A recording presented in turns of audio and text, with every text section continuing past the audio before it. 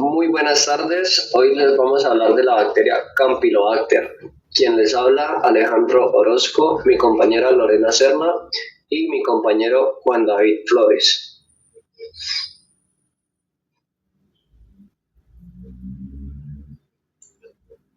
Con respecto a la bacteria, ¿qué tipo de bacteria es? Esta es una bacteria microaerofílica perteneciente a la familia de las Campylobacteriaceae de primer orden y de la clase Epsilon Protobacteria. Como características morfológicas de esta, tenemos que son bacilos curvos, espirilados y con forma de S.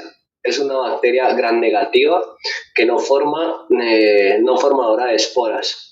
Entre estas encontramos varias especies de la Campylobacter. En este caso nos vamos a centrar en la Campylobacter jejuni, que es una de las bacterias de mayor impacto a nivel veterinario, de mayor importancia a nivel veterinario. Con respecto a la transmisión, esta puede ser transmitida entre los animales entre animales o de animales a hombre.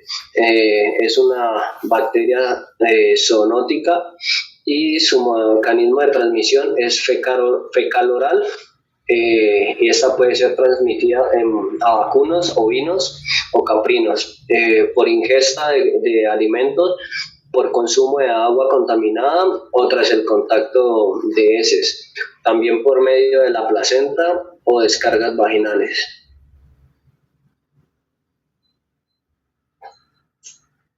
Bueno, en este caso vamos a comentar la parte de la fisiopatología. Él tiene principalmente un foco que va llegando específicamente al yeyuno o al colon, ¿sí? Desde la parte de los microorganismos tiene mucha afinidad principalmente sobre el epitelio, ¿sí? Ya sea sobre las fimbrias, las membranas pues, externas, con adhesinas, entre más opciones, ¿listo? Al colonizar la mucosa va a dar una invasión celular, el cual va a dar de que con el paso de los días el paciente empiece con una diarrea por inflamación, ya sea principalmente neutrófilos, interleuquinas 8, 1, dentro de lo que cabe ya cuando está en un estado muy avanzado encontraremos una enteritis y una colitis, ¿sí? Donde se puede encontrar tanto electrolitos como agua. ¿Listo?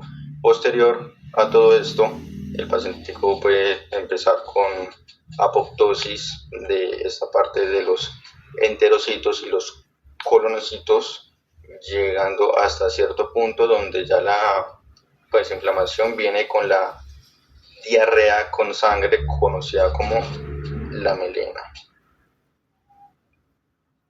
Con ustedes les dejo aquí a mi compañera que les va a comentar el tema con los signos. Claro que sí. Buenas tardes. Para hablar de los signos clínicos tenemos que tener en cuenta que las aves en este caso forman pues parte principal de todo este ciclo, porque primero que todo, como ya lo ha dicho mi compañero Alejandro, esta enfermedad es zoonótica y estas aves casi siempre son las que tienen el mayor riesgo de generar este tipo de transmisión. Como lo vemos en las diapositivas, también pueden afectar la calidad del canal en el matadero, puesto porque, como ya lo explicaron fisiopatológicamente, el tropismo de esta bacteria es por los intestinos. Entonces, a la hora del sacrificio de estas aves, el hecho de hacer las evisceraciones y todo esto puede generar que se genere una alteración o como tal una contaminación en ese canal del matadero, y por ende pues se puede contaminar no solo el ave que estaba enferma, sino todas las que se han sacrificado o las que vienen pues para sacrificio.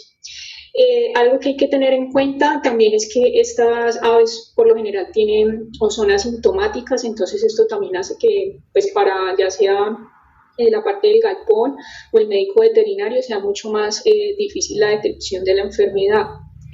Como ya lo han descrito fisiopatológicamente, en aves también causa diarrea, en perros también va a generar diarrea, Naves también va a generar, digamos, la pérdida como tal de la absorción. Esto va a afectar el crecimiento. Y siguiente diapositiva, por favor. Aquí podemos ver pues unas imágenes. Siguiente diapositiva, por favor.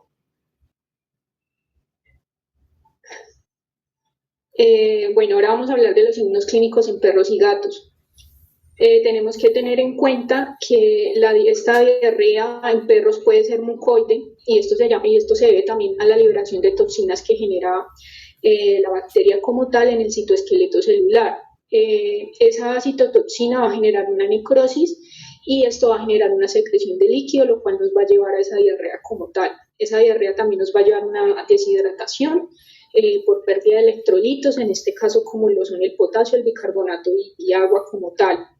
También dentro de los signos clínicos de perros y gatos podemos encontrar vómitos porque se genera una irritación y daño inflamatorio por la liberación de interleuquinas y esto nos va a generar liberación también o va a accionar las prostaglandinas, las cuales se van a ir al hipotálamo y pues el hipotálamo va a tomar esto como que debe reaccionar en cuanto a la temperatura corporal, entonces va a generar un incremento como tal en la temperatura. El dolor también abdominal es otro de los síntomas y este se debe pues por la inflamación de la mucosa intestinal. Esto va a estimular nocioceptores, lo cual va a generar como tal un cólico. Entonces es otro de los síntomas que también tenemos que tener en cuenta. Ahora, dentro de los hallazgos macroscópicos, podemos encontrar una enteritis, que es lo que ya expliqué antes sobre la inflamación del intestino y lo que se explicó pues fisiopatológicamente. Aquí podemos ver una imagen donde se ven las pequeñas microhemorragias que se generan en el intestino por la inflamación. Siguiente diapositiva, por favor. También podemos ver en esta imagen una hiperemia y producción de exudado. Tenemos que tener en cuenta que la hiperemia es como la atracción de la sangre hacia un tejido en específico. Pueden haber hiperemias fisiológicas, que pasa por lo general cuando hay movimiento en el músculo, pero en este caso es una hiperemia patológica, ya que el proceso vascular activo genera una dilatación permanente de las arteriolas y arterias. Entonces esto va a afectar como tal el epitelio. Aquí también vemos unas imágenes histológicas como tal y tenemos que tener en cuenta que pues también ese exudado es ese líquido que se acumula inflamatorio, lleno de proteínas, células y pues algunos detritos también que se van hacia la luz intestinal. Siguiente diapositiva, por favor. También tenemos que tener en cuenta que, por ejemplo, dentro del Campylobacter tenemos el Campylobacter que afecta también la parte hepática en aves, en este caso también lo hace en perros y gatos, y esto se debe casi siempre por el incremento del flujo sanguíneo que se da, y esto lo que nos va a hacer es que va en algún momento obstruir ese flujo portal por acumulación de células inflamatorias y también porque actúa como endotoxina, entonces eso va a generar también que el hígado crezca de tamaño como tal. En los hallazgos microscópicos, siguiente diapositiva, por favor. Podemos ver, vamos a ver en las siguientes placas que se aprecia una necrosis epitelial y atrofia de vellosidades en placas, que se va a generar un infiltrado de neutrófilos y linfocitos en las láminas propias, que también en la tinción de Wright, por ejemplo, se van a ver las bacterias en espiral visibles gracias a esta tinción. Y entonces vamos a ver las imágenes, por favor.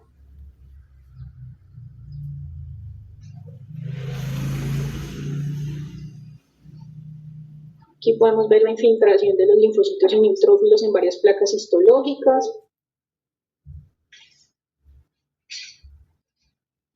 Aquí podemos ver la tinción de Wright positiva, donde se ve la bacteria cerca al epitelio de la superficie del intestino.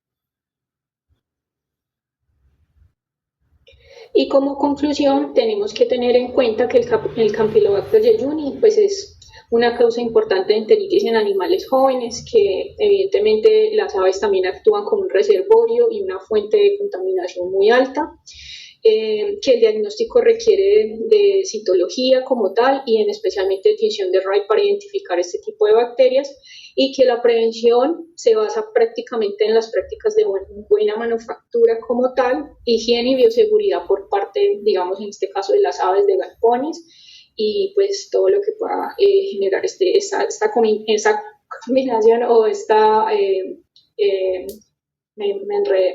parte de cruzar la bacteria con los humanos y ya.